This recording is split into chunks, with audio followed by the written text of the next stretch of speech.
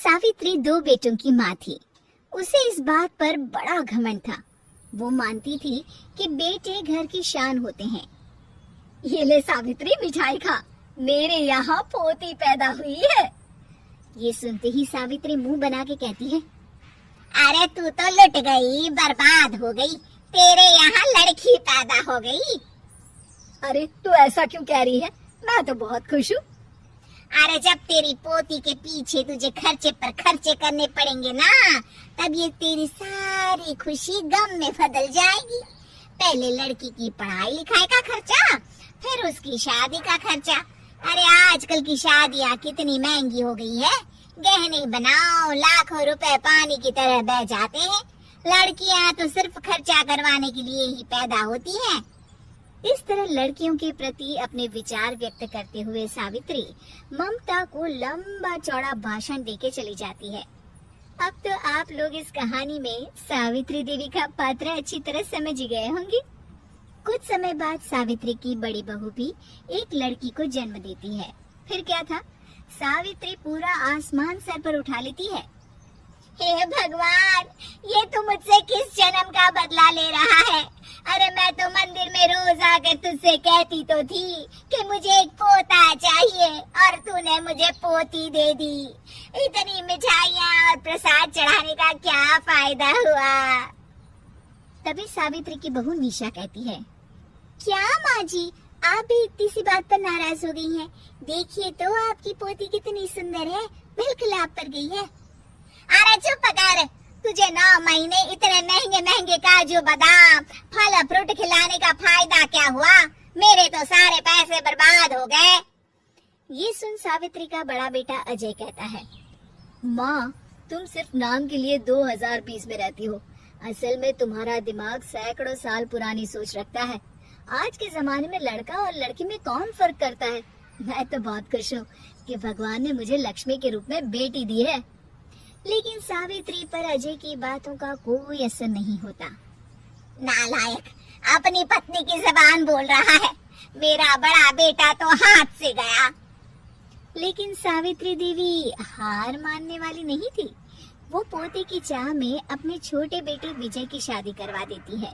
कुछ समय बाद आखिरकार वो दिन आ ही जाता है जब सावित्री की छोटी बहू गर्भवती हो जाती है।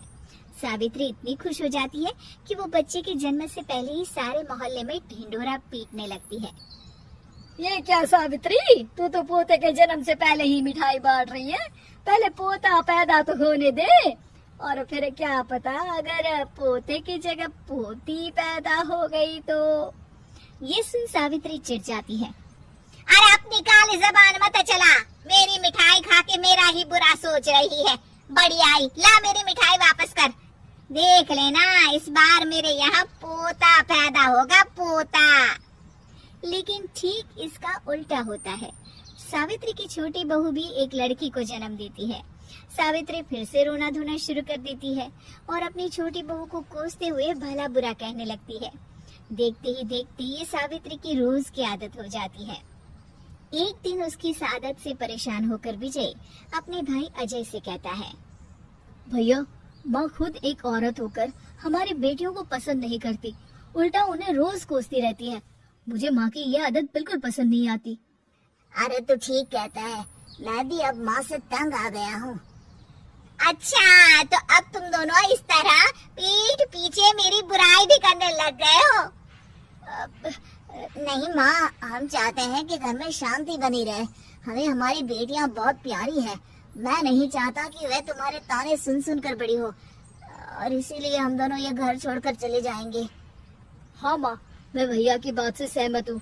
जब तुम इस घर में अकेली रहोगी तब तुम्हें अपनों की कीमत का एहसास होगा।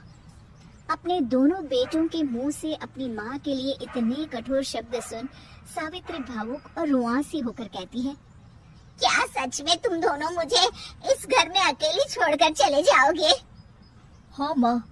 हाँ माँ, अब पानी सर के ऊपर जा चुका है। मैं तुम दोनों के बिना नहीं रह सकती। अपनी सास के आंसू देख अजय और विजय की पत्नी अपने पतियों से लड़ पड़ती है। अरे जिसे जाना है वो जाए, मैं माँ जी को छोड़कर कहीं नहीं जाने वाली। भाभी आप ये क्या कह रही हैं? वही जो तुम सुन रहे हो, दीदी बिल्कुल सही कह रही है। हम बेटियों के संस्कार हमें सिखाते हैं कि सास माँ समान नहीं बल्कि माँ ही होती है और उस माँ की जिंदगी भर सेवा की जाती है। बेटे अपना फर्ज भूल सकते हैं लेकिन बेटियां नहीं। आप दोनों शौक से जा सकते हैं। माँ जी, हम दोनों के रहते आपको किसी बात की फिक्र करने की जरूरत नहीं।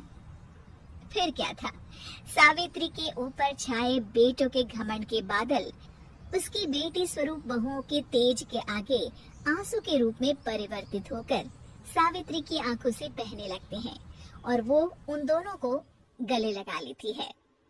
मैं जिंदगी भर बेटियों को खोजती रही, लेकिन आज तुम दोनों को देख मुझे समझ आ गया कि बड़े अभागे होते हैं वो लोग जिनके घर बेटियां नहीं होती।